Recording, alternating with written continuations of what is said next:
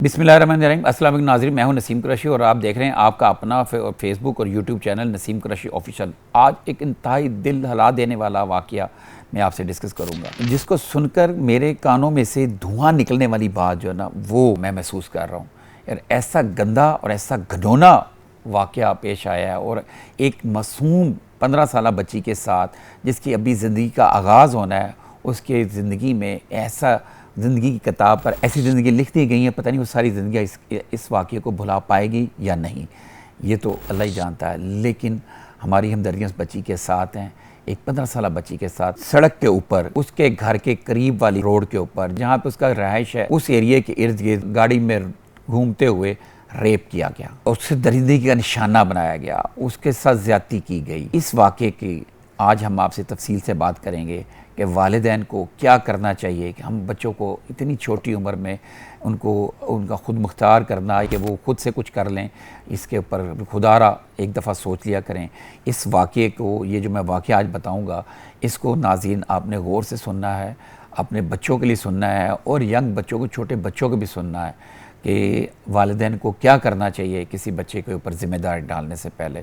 नाज़रीन, इससे पहले कि हम आज का व्लॉग शुरू करें, आपसे गुजारिश है कि हमारे चैनल को सब्सक्राइब भी करें और बेल आइकन क्लिक करें। कमेंट्स बॉक्स में ज़रूर आपने बताना है कि वालिदैन को, अगर आपको ये आज का हमारी स्टोरी, आज की हमारी कहानी, आज का हमारा ये वाक़या अच्छा लगे, इसका कंटेंट अच्छा लगे। मकसद हमारा सिर्फ ये नहीं है कि हम कोई दर्दनाक चीज़ें बयान करें, हमारा मकसद ये है कि आगाही के लिए, अगर इससे कोई आगाही हुई है तो आपने हमें बताना है। और हमारी गुजारिश है वालिदैन से और बच्चियों से, स्पेशली बच्चियों से, आज के व्लॉग को हमारे को एंड तक देखें।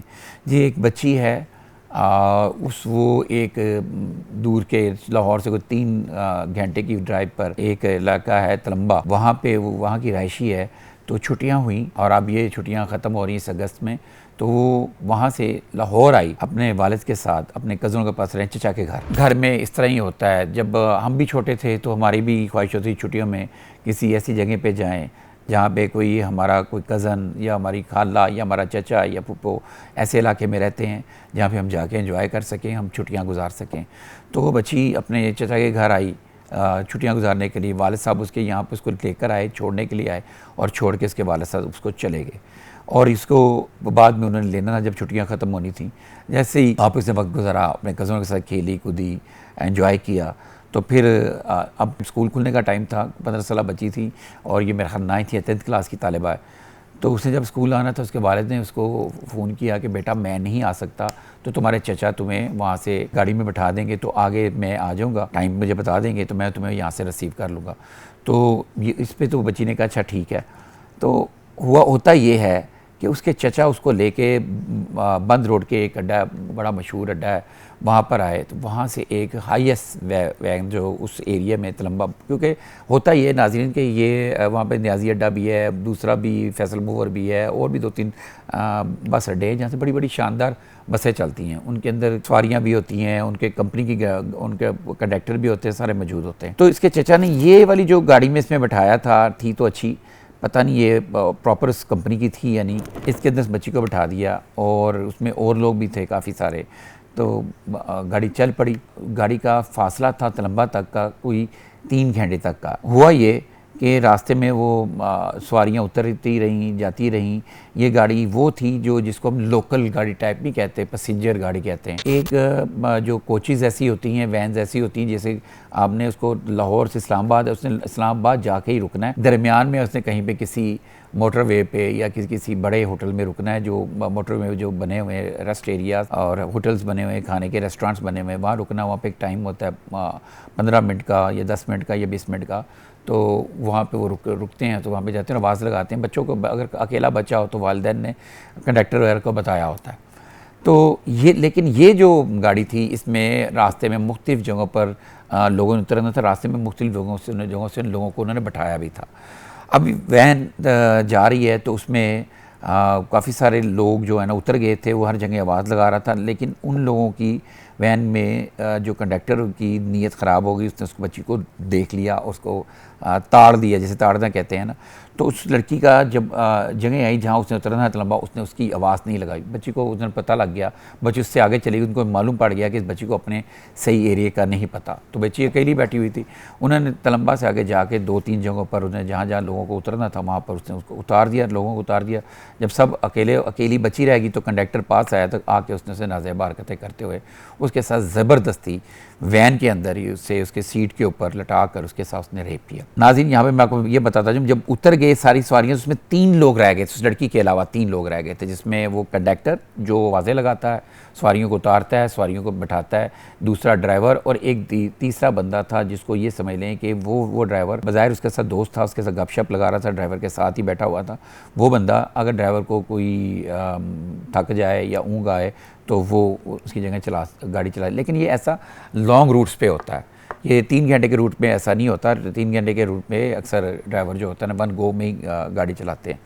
तो वो उस कंडक्टर ने उसके साथ ज़बरदस्ती रेप किया। 15 साल की छोटी बच्ची थी, वो नहीं मज़ामत कर सकी और कोई सुनने वाला भी नहीं था। और वो जो बदबख्त हैं वो गाड़ी को वहीं पे चलाते रहे, इर्द गिर्द के एरिया में चलाते रहे। फिर उसके बाद वो जो उसका ड्राइवर का साथी था वो आया, उसने रेप किया। उसके बाद जनाब दरमियान में गाड़ी थोड़ी देर की रुकी और उसमें क्या किया कि वो ड्राइवर की जगह पे वो बंदा बैठ गया, फिर ड्राइवर ने आकर उस लड़की के साथ ज़्यादती की और उसको डराया धमकाया, उसकी वीडियो बनाई। वीडियो बनाने के बाद उसको ये कहा कि अगर तुमने किसी को बताया तो हम तुम्हें ज़िंदा नहीं छोड़ेंगे, तुम्हारी वीडियो वायरल कर देंगे।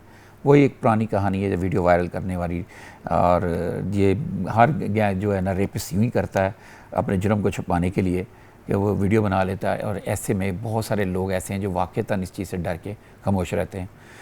तो इसके साथ ये हुआ कि उससे जो लड़की का बस स्टॉप था उससे थोड़ा सा दूर उसको उतार दिया। लड़की वहाँ से पैदल भाग के जब उस स्टॉप की तरफ आई तो उसका बाप पहले से उसका इंतज़ार कर रहा था। वो लड़की जब अपने बाप को मिलते ही फुट फुट कर रो पड़ी। बाप ने बेटी की बुरी हालत देखी, बेटी ने बाप को बताया तो बाप के पैरों से ज़मीन निकल गई।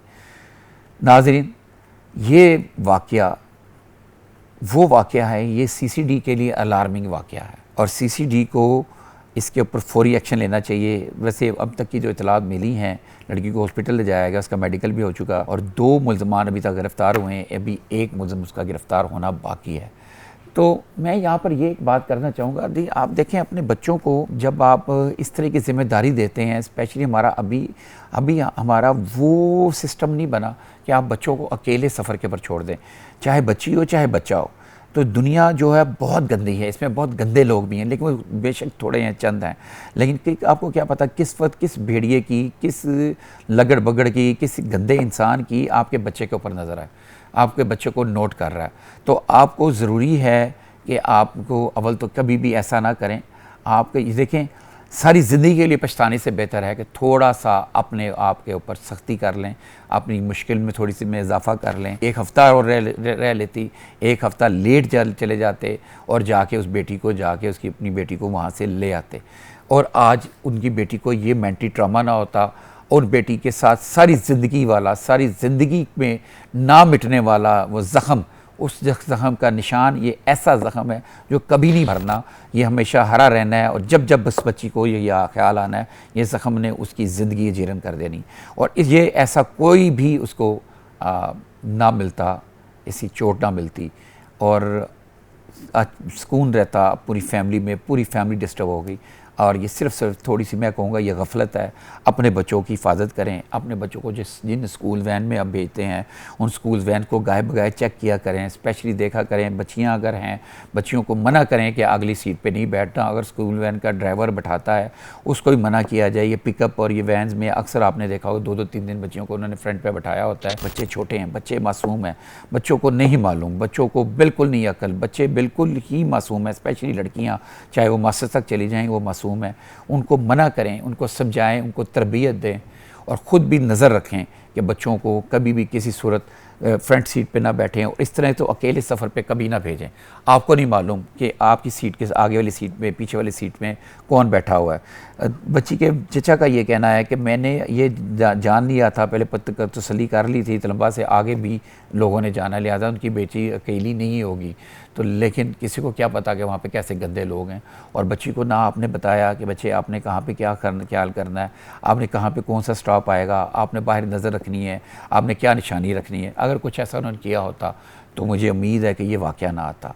अब तक 2 मुलज़म नाज़रीन पकड़े जा चुके हैं और तीसरे का पकड़ा जाना बाकी है, और ये केस भी जो है ना CCD को रेफ़र हो चुका है। बहुत जल्द अब इस केस की भी अपडेट अगर हमारे पास आई तो ये भी देंगे और नए कंटेंट के साथ आपसे मुलाकात करेंगे।